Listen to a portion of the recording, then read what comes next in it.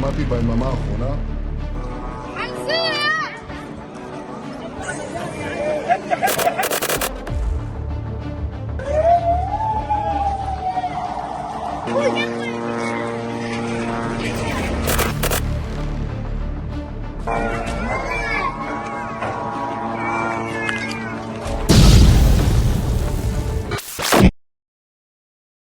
BBC และ Times of Israel รายงานว่านายกรัฐมนตรีอิสราเอลเบนจามิน เนทันยาฮูได้ให้สัมภาษณ์สื่ออิสราเอลเมื่อวานนี้ว่าปฏิบัติการสู้รบแบบหนักหน่วงที่ราฟาติดพรมแดนอียิปต์ใกล้จะยุติแล้วโดยกองกำลังอิสราเอลเตรียมจะลดระดับลงเพื่อโยกย้ายกำลังทหารไปประจำที่พรมแดนทางเหนือติดกับเลบานอนแทนซึ่งปฏิบัติการสู้รบกับกลุ่มฮิซบุลเราะห์ในเลบานอนกำลังดุเดือดและยกระดับความรุนแรงขึ้นอย่างไรก็ตามเนทันยาฮูยืนยันว่าปฏิบัติการสู้รบในกาซาจะยังไม่สิ้นสุดจนกว่าฮามาสจะถูกกวาดล้างจนหมดอำนาจในกาซา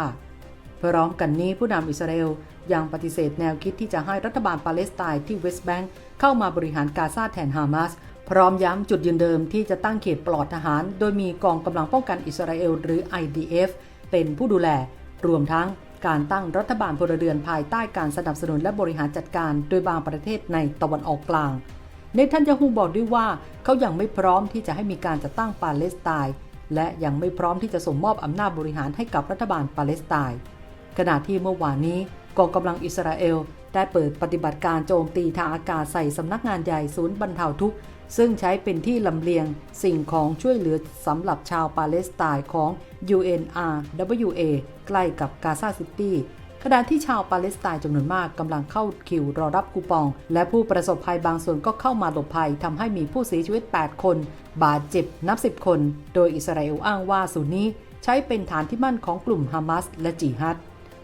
เหตุการณ์นี้เป็นการแสดงให้เห็นว่ากลุ่มฮามาสใช้ประชาชนเป็นโล่มนุษย์ในการปฏิบัติการก่อการร้าย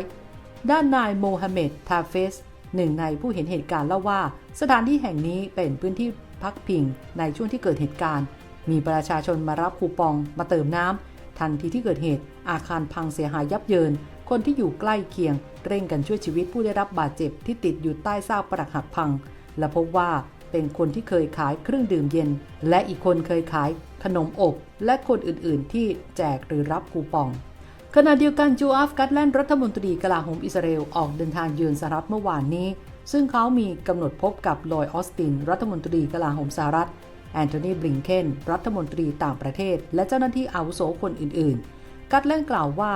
เขาจะหารือเกี่ยวกับสงครามในกาซาระยะต่อไปและความขัดแย้งที่ทวีความรุนแรงขึ้นบนชายแดนติดกับเลบานอน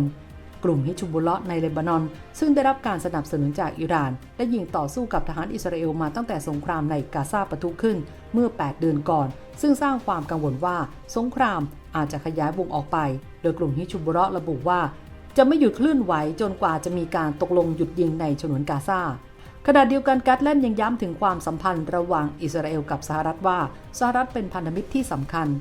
และอาจจะยิ่งสำคัญกว่าที่เคยเป็นในช่วงเวลานี้ด้านพลอากาศเอกซีควินบราวน์เสนาธิการทหารร่วมของสหรัฐระบุว่าการรุกเลบานอนของอิสราเอลจะทำให้เกิดความเป็นไปได้ในการเพิ่มความเสี่ยงที่จะทำให้ความขัดแย้งลุกลามบานปลายออกไปซึ่งจะดึงดูดทั้งอิหร่านและกลุ่มติดอาวุธที่เป็นพันธมิตรกับอิหร่านความเสี่ยงนั้นจะยิ่งเพิ่มสูงขึ้นหากกลุ่มฮิซบุลเราะห์ถูกคุกคามบราวน์บอกอีกว่าเขายอมรับสิทธิในการป้องกันตนเองของอิสราเอลและไม่ได้คาดเดาขั้นตอนที่อิสราเอลจะดำเนินการต่อไปแต่เตือนว่าการบุกเลบานอนจะสามารถผลักดันให้เกิดความขัดแย้งในวงกว้างขึ้นได้มาร่วมสนับสนุนท็อปนิวส์นำเสนอความจริงได้แล้ววันนี้เพียงกดปุ่ม Super Thanks แล้วเลือกจำนวนเงินตามที่ต้องการได้เลยครับขอบคุณครับ